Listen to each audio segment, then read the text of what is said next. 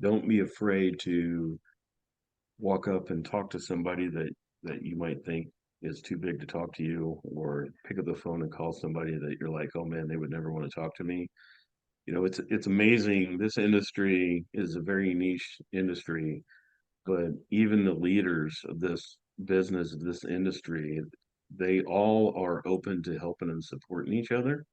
And I've not ever seen anybody say, no, I'm not going to help you, or no, I don't know how to help you. So I think just being open to asking questions and being humble and really just trying to make a difference while also supporting, and don't be afraid to just pick up the phone and call people. Pick up the phone and call me.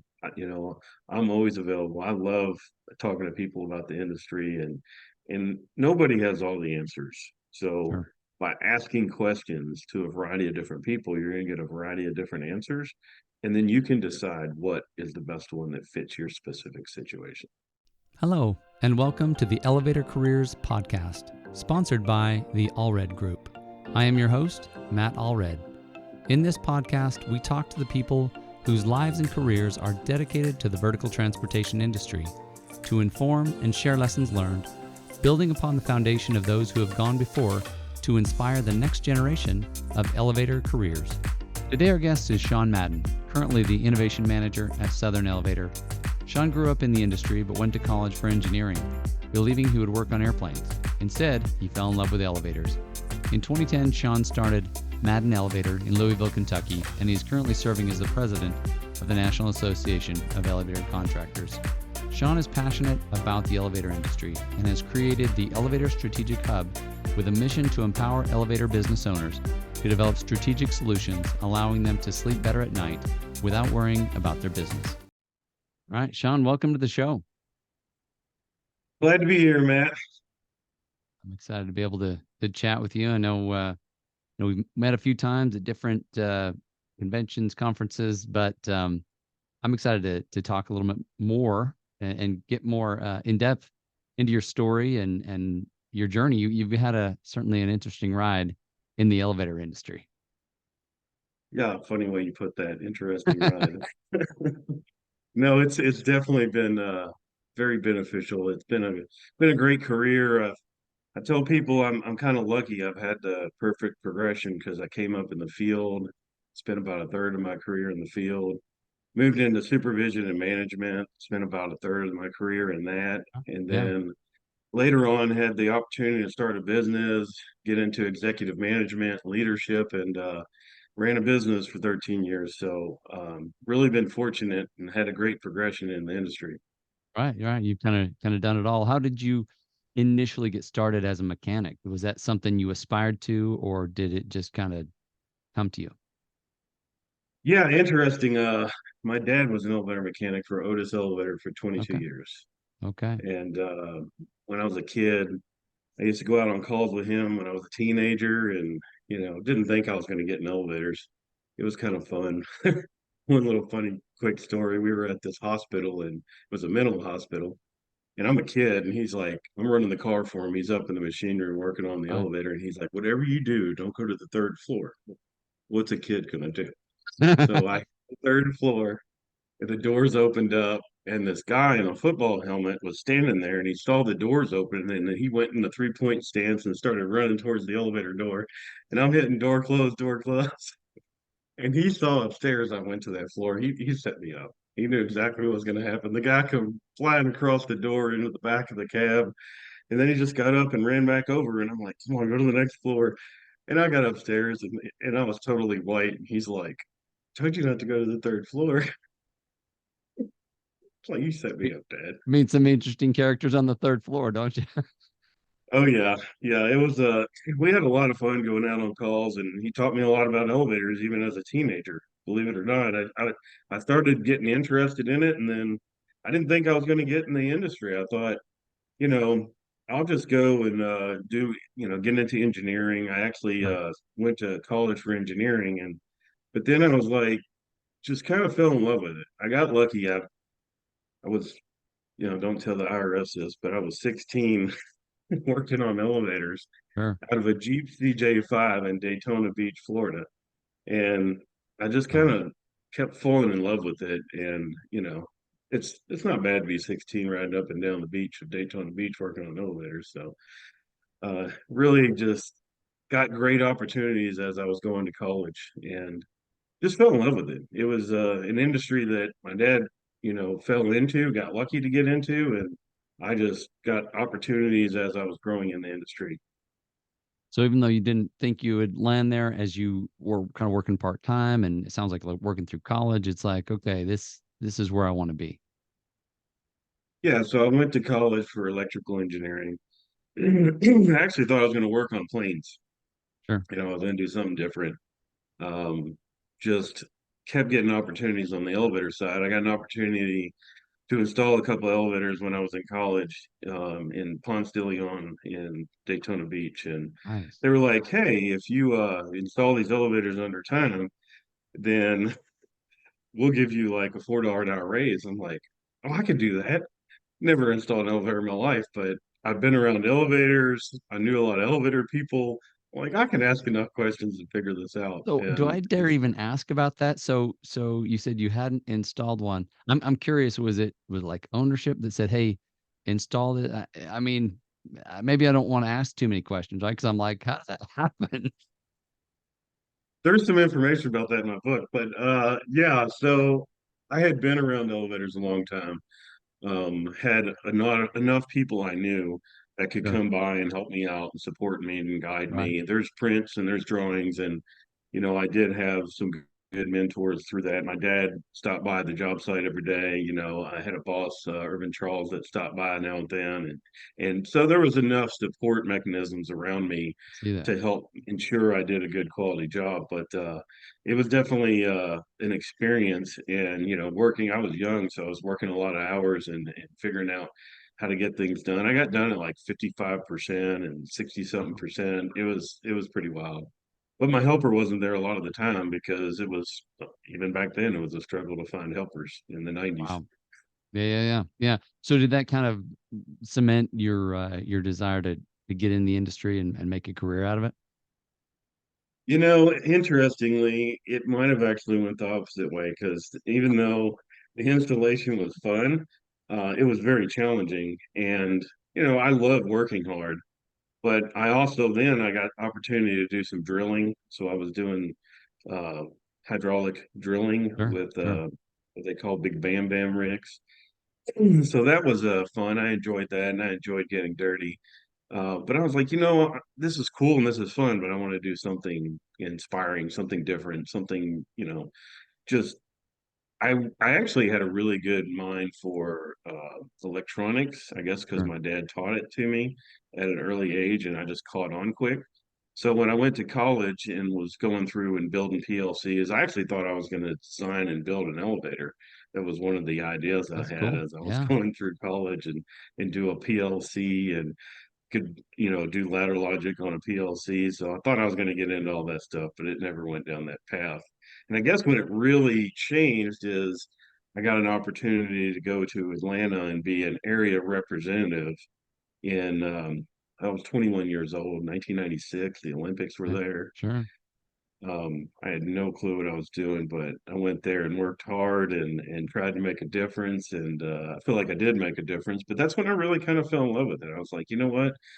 I'm making a difference, and I'm seeing that, the hard work and the efforts that I'm putting towards this, and I have some background and knowledge now, and I Wow. have enough resources around me to support me that I was really heading into an area where I enjoyed. And then I had an opportunity to go back to what I call home, which is Kentucky, and I ended up getting to go back there. My dad knew somebody that he worked with after he got out of the union with Otis, and he said, "Just call this guy; he'll bring you up, and maybe you can find a job with him." And I was able to put together something where I came in as an adjuster, and he Okay. became a really good mentor of mine. It's actually the late Roger Irvin. I don't know if you Okay. all have heard of him, but he was a great mentor of mine. He actually helped me, do a really good quality job on the work I was doing on the adjusting and attention to detail. And then he helped me. by giving me the tools and learning and growing the support. And then I moved into supervision and management in his company Right. and was running operation as his business. So What that's really business what was kind that of that he fell in love was with it. running? What was that business? I'm sorry, he had an elevator company called Urban Elevator, and it was a small independent service company that we grew. And ironically, we grew it from the time I was there in '97 until 2002 when we sold it to a private equity firm. And so I went through a transition and worked for a private equity firm back then too. And it was just, he was a great guy and just really helped me understand business coupled with elevators. And it's really, one of the best mentors I've ever had. Cool. That's it's hard to say enough about people like that that really make that kind of impact, and that's it sounds like he did.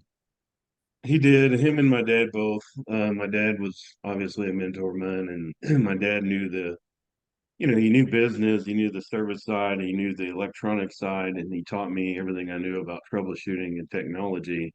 And then Roger also came from technology side. He did some controller engineering and stuff. Right. But then when he went into business, he learned a lot about the business side. And coupling that with my dad's knowledge really just helped me grow as a person. The people ask me sometimes who's been your mentors. Well, it's obviously oftentimes your dad, and Sure. then somebody that made a difference and an impact on my dad's life that he connected me to, Roger Urban. And then most of the rest of them have been like books. Sure. Roger connected me with Dale Carnegie, Cool. Yeah. and I went through this. I think it was a 16-week course back then, and it was about how to win friends and influence people Sure. and how to start living and stop worrying. And when I started going into that, I was like, you know what, this is just, another class. I'll get what I can out of it. But I always engaged in class and wanted to get as much as I could out of it. That class actually changed my life, Wow. dramatically changed my life in a positive way. I looked at life totally different after going through that. What were some of your biggest takeaways that you say, really shifted that for you? Biggest takeaways were when I first looked at the class, I was thinking it was a manipulation class. Sure. But what I learned as I went through the class is it's not as much of a manipulation as it is about learning to listen empathically, learning to understand people instead of always trying to listen to respond, Right. because that's often what we do in this world. So that was one of the biggest pieces. And then the second one was probably that I had a choice, Hmm. how to start living and stop worrying. I oftentimes got frustrated with stuff. I had a short temper. I'm a redhead. So oftentimes I let the world control my decisions about how I felt about stuff. But after going through that class and understanding it, it's like, no, you can choose how you want to look at that. You can choose whether you're going to make a difference and say, listen, the world did that to me, or whether you're Sure. going to look at it and go, you know what? That's just something that happened. It's a stepping stone. I'm glad that happened. Let me learn from it, figure out how I can improve it and not let it happen again. And when I was able to change that mindset, I think that's really what changed my mind from field mentality to leadership and management, understanding that piece of the puzzle. Yeah, that's cool. And thank you for bringing that up. I remember reading that book years ago, and I remember being surprised at how it said you don't need to criticize other people because they already, in their mind they're doing the right thing. And that was kind of a huge shift for me to think, okay, I guess I can try to see things from other people's perspectives.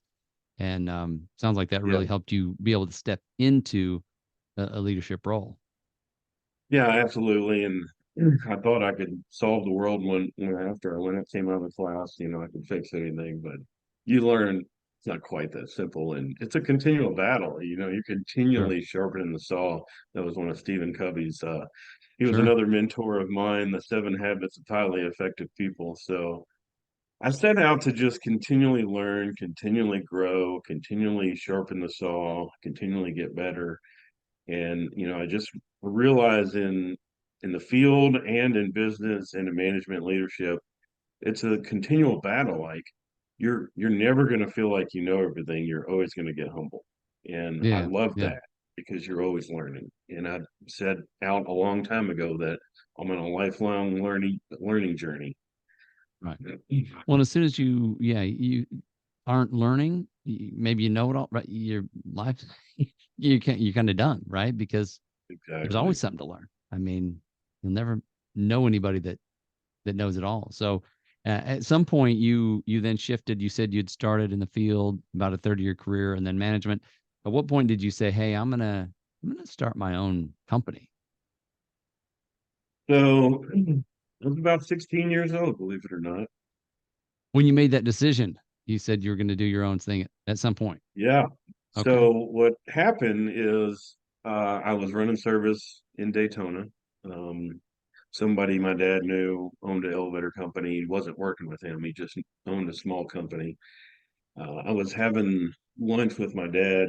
It's at the Mayan Inn. There was a little ocean deck restaurant bar right on the beach there, and I remember like being there. And this guy said, I want you to buy my business," and I was like, I don't know anything about business. I got a lot to learn and I need to, set out to learn that. But, I really appreciate the offer. And he's like, "No, I'll teach you everything you know." And I said, "Really appreciate the offer, but, it's way too early." I guess he saw something in me.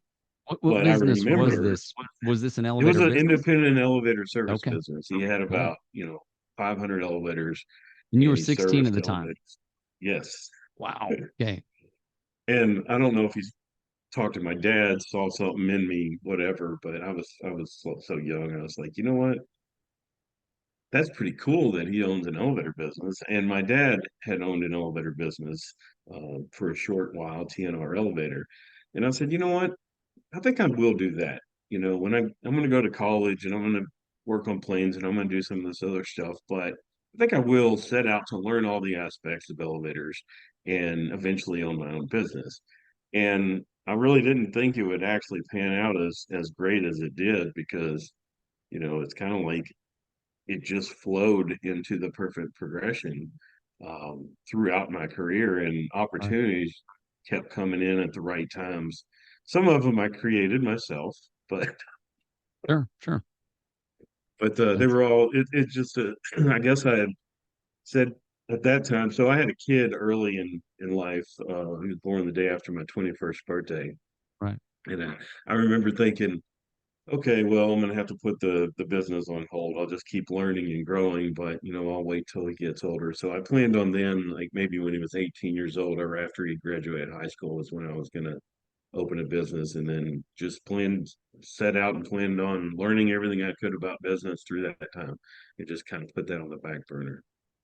Right. Right. So fast forward, what, 20 years, and you're actually starting Madden Elevator. Is that right? And how did that come about? Yeah. So he was in high school. I think he was a senior in high school, and I planned on starting after he completed high school.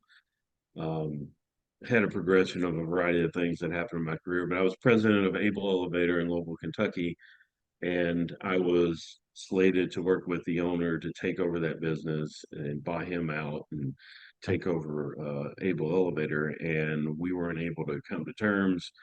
Then found myself, okay, I'm starting a business from my basement with me and my wife, and no income and a kid still in high school, and we're going to figure it out. So I come home and told my wife that. She thought I was nuts.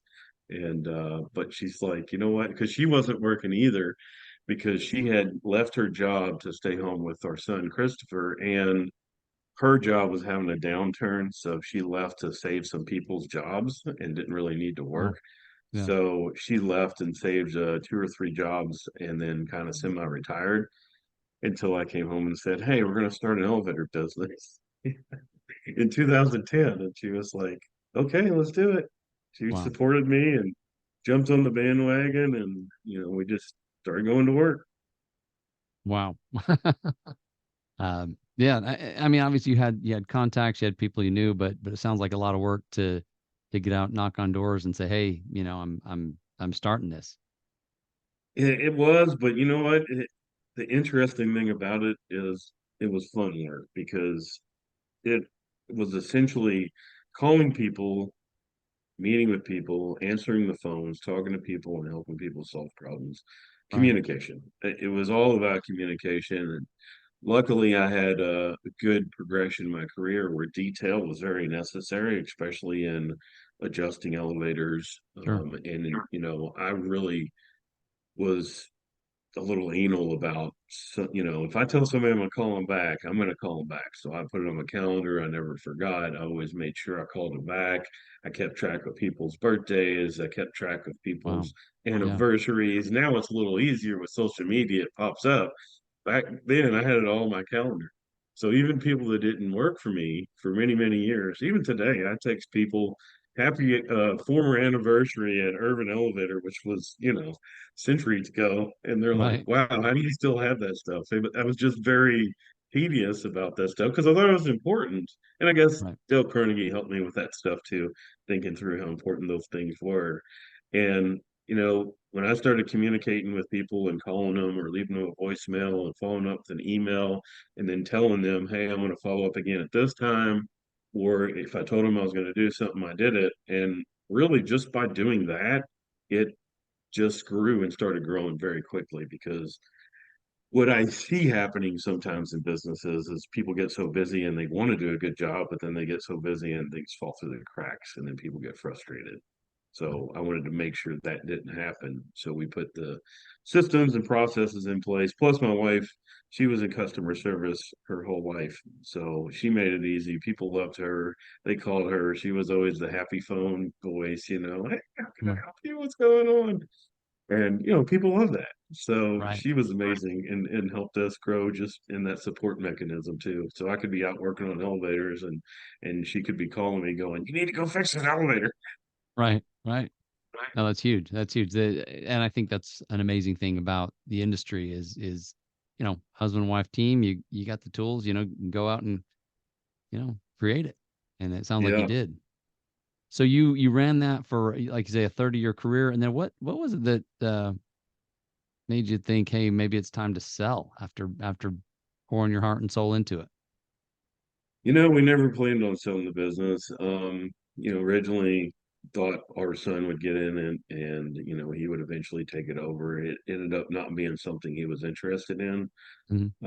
And then we said, we had some other people we were considering that were in the business of, bringing up and bringing mentoring through and taking over. It's just Mark Bohauer, who started American Elevator Group. He was the vice president of Oracle Elevator, and I worked with him back in the day when we sold Urban Elevator to Oracle Elevator and merged Okay. Urban Enable. And he's a great guy, and he called me and he'd been asking me for a long time, come on, come part of this plan, come part of this plan, and I kept saying no, no, no. And it's just one day we had some situations happen, and my wife's like, you know what? We bust our butt and we, do everything we have to do to make sure we hit payroll, do everything we have to do to make sure our customers are taken care of. Do you Sure. ever consider like just seeing what he'd say? It's like, I could do that. So I went ahead and had a conversation, and the conversation led to, a very aggressive offer. And, we were like, we could work the next 10 years and not make this kind of money. So, maybe it is time to just consider cashing out. And we decided very quickly, like within 30 days, it happened. It was done. Sure. Wow. And it was kind of a whirlwind because luckily I was very organized. So I had all my contracts in the PDFs in a file, and I could submit all that stuff digitally very quickly and easily. And they were like, wow, this is, pretty seamless. But I was preparing to, didn't know what would happen in the future, but I also kept it all for the banks and, just making sure that I was prepared and had everything in order. And it just worked out really well. And we were able to put it together in a quick amount of time and, join the American Elevator Group gang. Right. Right. So, Right. I mean, when that happened, were you still running the business? Did you find yourself with nothing to do? I mean, you've obviously had a little bit of a transition since then. So I'm curious how that went over. Yeah, that was a huge transition because, when you're over everything for a long period of time, and then all of a sudden, you're you have one focus, which they made me vice president of business development, and my focus was to manage the sales team and Sure. grow the business, which was great. And they merged Madden Elevator and Able Elevator and DC Elevator all into one conglomeration in Louisville, Kentucky. So that was an experience just going through that again. I had went through Urban Elevator and Able Elevator merging together in Louisville, Kentucky, and now it was Madden and Able and DC all merging together. So it was quite interesting experience. And then we had an opportunity where a friend of mine down in Florida had a business that was growing and he needed some support and help, and he ended up with long COVID and he needed some support, and we had a place that's like 15 minutes from him. So Oh, yeah. I was able to come down and take on that and help him organize the place and get it going in a good direction, because he was having to be off a lot, and Right. I was working a lot during the week, but because we had a place in Florida, it was a simple transition. And then on the weekends, I had a boat at the end of our building, so I would go out on the boat and float and just hang out and think about what my next steps are, and what's life going to bring next, and what do I want to do, and how do I want to give back to the industry. Was that a little weird to step away? I mean, it's one thing to sell it, right? But I assume you were still in it. But then when your friend says, "Hey, I need help in Florida," to just walk out the doors and realize, you know, that's all in the past. Yeah, it was definitely different. I was there. We closed July 31st, and I was there through December. Yeah, But in that time, I was really focused on the sales side. I wasn't really sure, running sure, all the day-to-day of the business. So when the opportunity came up in Florida to go down and run his business, I was actually intrigued, because kind of got me back to what, all I missed running it. day-to-day and taking care of the overall business. So I was intrigued and went down and worked 7 months and helped get that business in a good place. And we worked really well together. He got better and was able to come back in, and we were able to help support each other and grow that business, and it's still growing today. So that was an exciting time. But being in Florida was different. Oh, I sure. hadn't been in Florida since I left in, I guess in the early 2000s, or no, Right. 97. Wow. Okay. So yeah, it was a weird, like, come back around, and now you're in Florida working on the other coast. So, but it was fun. Exactly. It was fun. Yeah, yeah. So tell me, you had told me that a lot of, I mean, this, I'll just mention it here. You've written a book called Empowering Elevator Business Owners and Entrepreneurs: Tools, Tips, and Tricks for Growing a Profitable Elevator Service Company. Is that correct? Yeah, so when I came to Florida and was working so hard getting that business in good place, I was also thinking, what's my next steps? Sure. So on the weekends when I would go out and float in the bay on the boat, I would even do that at night sometime after work, and I would just go, what's the next steps? What's going to happen? What do I want to do? Right. And I was sitting there and I just started writing. I didn't even know exactly what it was going to turn into, but I just started writing my history, how I came up through the industry, the different various things I did. Started writing some stories about those things, and then it was fun. I was enjoying it. Just kind of fell in love with this writing and just kept doing it. And it took about 6 months, and I was just writing and writing. And then after I kind of wrote about my history, then it kind of flowed into, I got this experience or spirit of, I want to give back to the industry. I want to provide information that I've learned over the years, because as I was going through this writing, I realized, man, I have done fine. And Sure. I didn't really think about it. You never step back and think about all the stuff you did. So then the second half of the book turned into, okay, these are things that help Madden Elevator be successful, Right. tools, tips, and tricks that I learned over the years, and maybe I can help somebody from scraping their face across the concrete by taking one of the tips and empowering it and employing it in their business. So Right. it turned into kind of a two-part book. The first part's about my background experience and how I came up in the industry, and the second half is about tools, tips, and tricks and how we were able to make Madden Elevator successful, which kind of flowed into the next steps. Right. Right. So, and let's talk a little bit about the next step. So, um, I think you're calling it the Elevator Strategic Hub that you've launched to kind of help people do exactly that. Help business owners, get better at their business and create Yeah, essentially what you created. right. And it kind of, I had been thinking about doing something like this for a couple of years. I Hmm. was even doing some coaching when I was at Madden Elevator with other elevator business owners, some people that started up, and some others that was struggling or having problems. So I was just kind of doing some prono coaching and mentoring, and I enjoyed that. Like I didn't realize I would enjoy it as much as I did in supporting them. And even at Madden Elevator, before we sold the business, I was more hands off. I had a business manager that was running the day to day of the business, and I was a support mechanism for her. And she was amazing. She just took care of all the day to day and supported the team and supported the company. And I was able to mentor her and coach her. Nice. Right. And then I had several people that's worked with me over the years that went out and started businesses, and I helped them get started and helped give them guidance and support. So that kind of all molded into, the book, and then what is next steps. So then Elevator Strategic Hub was born in my mind, going, I want to help people be strategic. Because one of the things that I think people struggle with when they start business is it's all about go, go, go, get done, profit, profit, sell, sell, Right. profit, profit, which is important. But one of the things that I wish I had as I started Madden Elevator was a better framework about how to run the business effectively.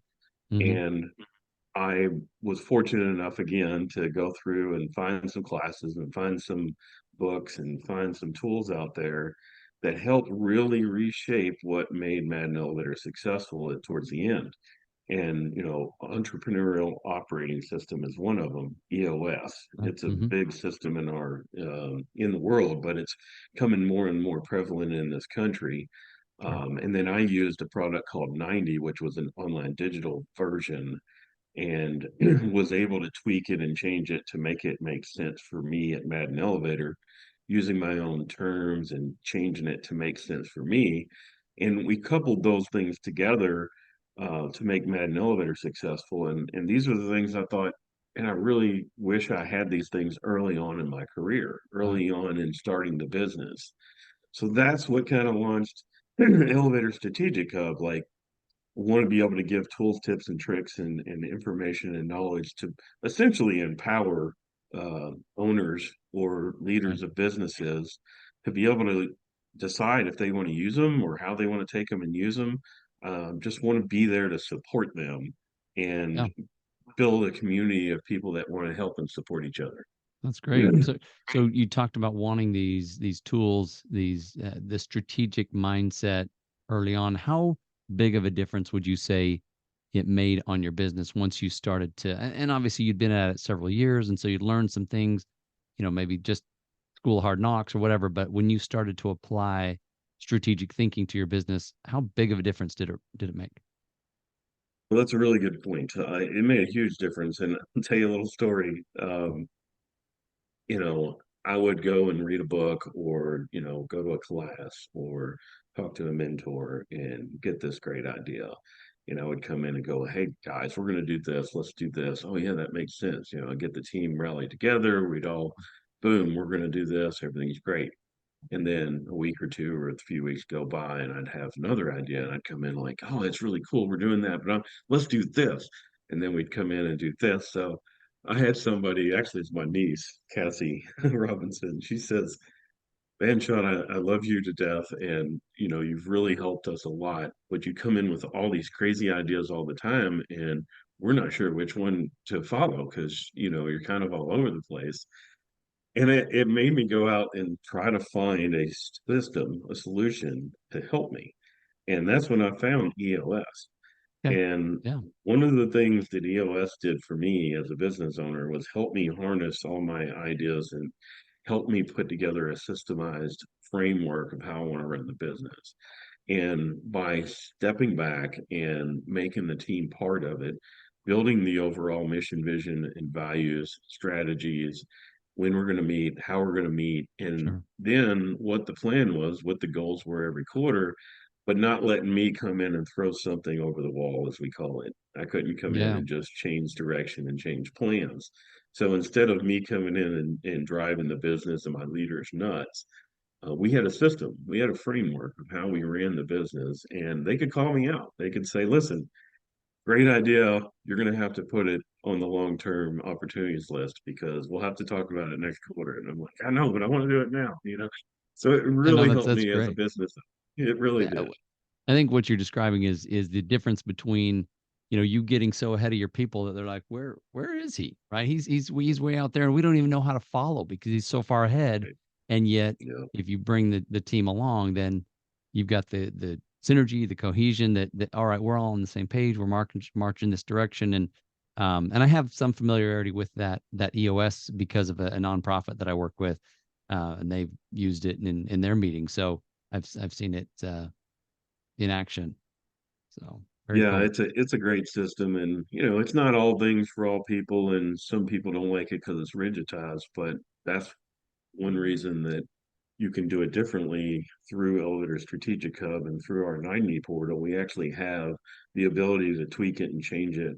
And we tweaked it for the elevator industry for our Sure. specific business, but there's also ability to tweak and change it for anybody's business because it really needs Sure. to be theirs. They need to own it Sure. and love it and tweak it to what makes sense for their business because their business is a living, breathing animal, and they want to, feed it with a framework that makes sense for them as a person and their team.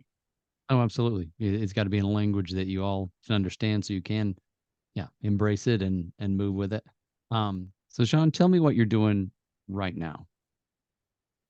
So right now, I'm working with a Southern Elevator company. They're out of the Carolinas. Christopher Short's the president, and I'm working with them as their innovation manager. And essentially, we're developing InTelevator, which is a way to service elevators differently. And we're using technology and communication of information to services elevators differently and better right in public. There's So is going to be that a are you lot to come with that. yeah, no, I'm very intrigued. Is this something you're manufacturing or using kind of existing technology to kind of create this service? Well, it's a combination of a lot of different things, but we're using Lift AI. We're using a product to understand what's going on with the elevator and how much it's running, and where it's running, what floors. And then we're augmenting the service that we do to have key focuses on where to spend time doing services. And Okay. then we're coupling that with experience of the type of equipment, the type of facility, and what we need to be servicing, where we need to be servicing.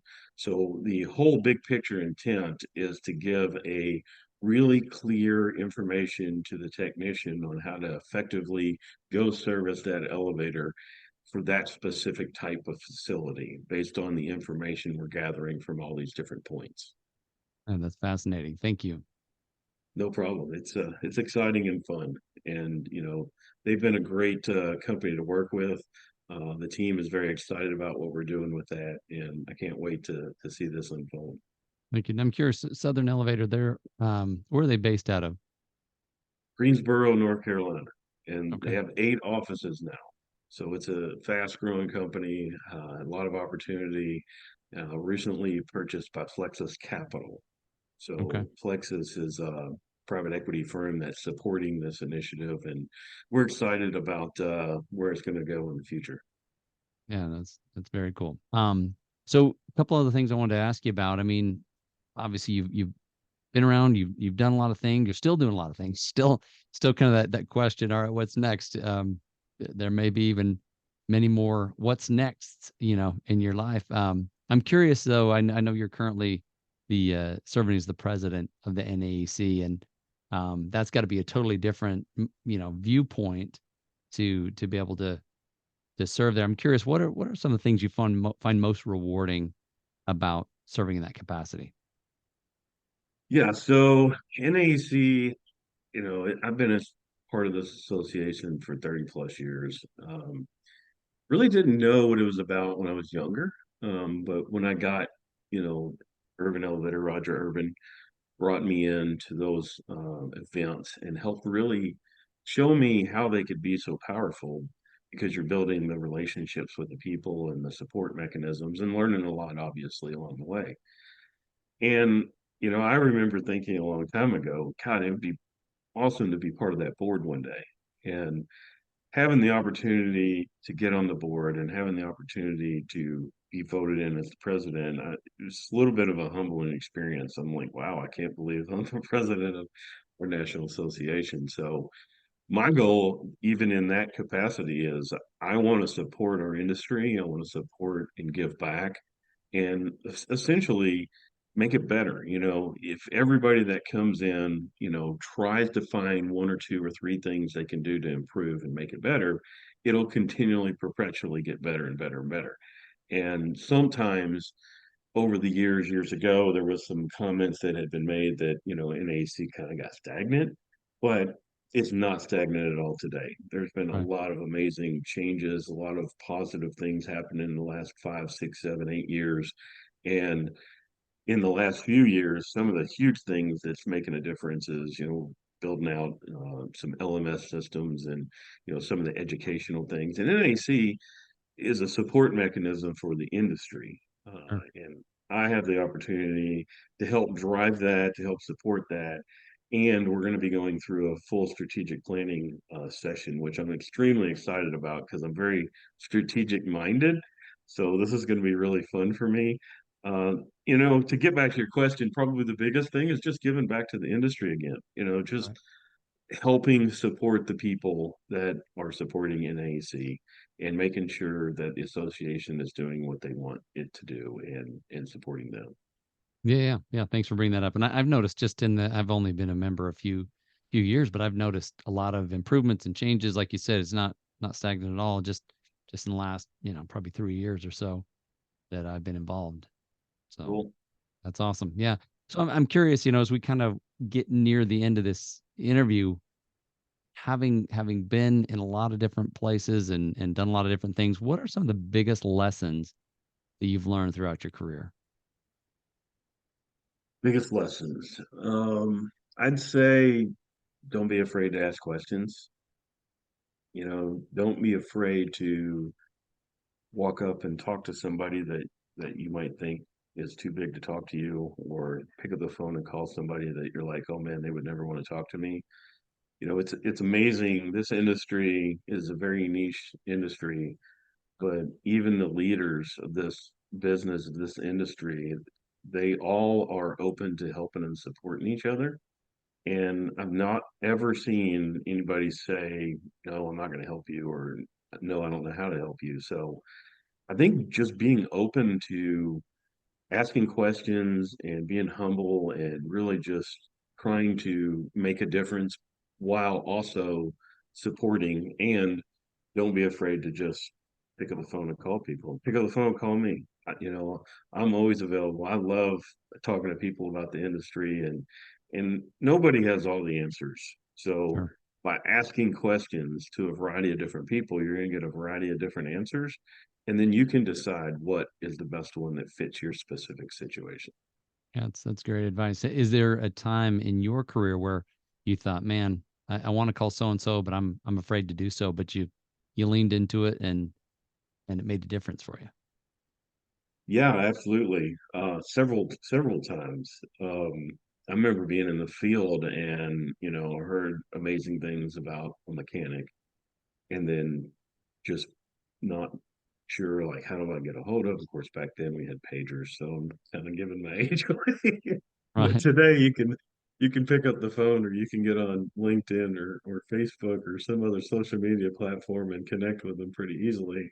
But yeah, I mean, being able to connect with people that are like-minded that could mentor you and help you and support you, I've always looked for those people that are in front of me and tried to connect with them and ask questions. And so I probably had 4 or 5 situations where I always looked ahead of, okay, I'm a supervisor, I want to be a manager, I want to spend some time with this person because are doing a great job and they can help support me figuring out how I can be better at what I'm doing to be able to get to the next step. Yeah. Yeah. No, and I've noticed that a lot in this industry that to me it's more of a community. It's more, it's not just an industry, but everybody knows everybody. So it would seem, and it does Right. pay dividends to get to know people, to have conversations, to to build your own network. Yeah, absolutely. And another quick little story. I was at an elevator convention. Another really important reason why it's important to come to these shows and conventions. Standing in line, talking to one of my employees, and we're dealing with a situation about an elevator cab. And I've told this story many times, but essentially somebody heard me, turned around and said, "Who are you dealing with?" And said, "No, that's never going to happen. You're never going to get that product. You need to walk away while you can and just go find another solution, or I'll see if I can help you find another solution. But I'm Hmm. telling you right now, it's not going to happen." And I was like, "That's really odd. Like, why is he throwing that out?" Well, doing research and due diligence, and yeah, that's what exactly was happening. And they helped me figure out how to solve it. So So just a random situation at the elevator convention and somebody I didn't even know, and now I'm really good friends with. It's really cool. just offering some help that unsolicited in this case. Exactly. But luckily he heard the name. I don't want to say the name of the person, but luckily he heard the name and was like, "No, that's never going to happen." It's like, Good wow, to know if it's how did really they? never going to happen, right? Right. Yeah. Yeah. It's been very fortunate about my career and the people I've met and the people that supported me. And you can pick up the phone and call just about anybody in this industry and they're going to call you back and say, "How can I help you?" Right. And that's pretty impressive in my mind. It really is. Again, back to the community, that people care, they respect each other, and it's quite remarkable. Even my experience, I had a client a few years ago, invite me to go to the NAEC conference in the spring, and I said, well, I kind of feel like an outsider, even though I've been recruiting for 10 plus years in the industry. And he's like, shut up, just come. And so I did, and was just very surprised at how welcome I was, how willing people were to just come up and talk and, hey, welcome, glad to see you. And I just didn't expect that. Having worked in other industries, I've never found a niche that's as friendly, as open, as willing to talk, like you say. That's good to know. I've been in this industry my whole life and I've heard that from people before, but it's good to know that you actually experienced that. And it's interesting that all of us that are competitors, we're also friends. And there's enough work out there for good people. And the people that aren't good people typically don't last in our industry. Right. So, the good thing is we help and support each other in every way. And there's plenty of work out there for everybody. You don't have to be nasty about it. So I think that's one special thing about our industry. Oh, it's very special. Yeah. I mean, one of my first jobs right out of college, I was working for a, totally different industry. I was, in human resources, but I just remember the way we viewed competition is we were just kind of enculturated to just hate them, right? They're just the bad guys. And it never really, I didn't really buy into that, but at the same time, that was just kind of the motto, right? I mean, it was a little odd, but Yeah, it's really refreshing to find a group that we don't need to be that way, and we can all succeed right, together. right. Absolutely. Yeah. Absolutely. That's great. So, last question, and this may be a little bit redundant, but I'm just curious, what advice would you give to maybe somebody who's just starting out? Maybe they don't even, know much about the industry, but as they look ahead, what would you encourage them to do? Encourage them to do. So be curious, ask a lot of questions. Don't be afraid to reach out to somebody that, you know, you might think is above you, but pick up the phone and call them. They're going to help you. They're going to support you. And, probably more than anything, just continually learn. It's a lifelong journey of learning Sure. this industry, any industry really. Um, you know, and the one thing I love about this industry, even when I was in the field, is it's a very humbling industry. You know, just when you feel like you got a handle on something, some hiccup will come and remind you you don't. So I love challenges and I love learning and growing and I love fixing and problem solving. So it's been a great industry for me for those reasons. If somebody's just looking for consistency, then this is probably isn't their industry. But it's a very it can be a humbling industry too. So always be curious about how you can learn and how you can support in the future. Very good. Very good. Sean, thank you so much for being with me today. I appreciate your time. It's always an honor. Thank you. Well, I appreciate everything, Matt. It's been a great conversation. So appreciate everything. Have a great day. Thank you. You too. Thank you for listening to the Elevator Careers podcast, sponsored by the Allred Group, a leader in elevator industry recruiting. You can check us out online at elevatorcareers.net.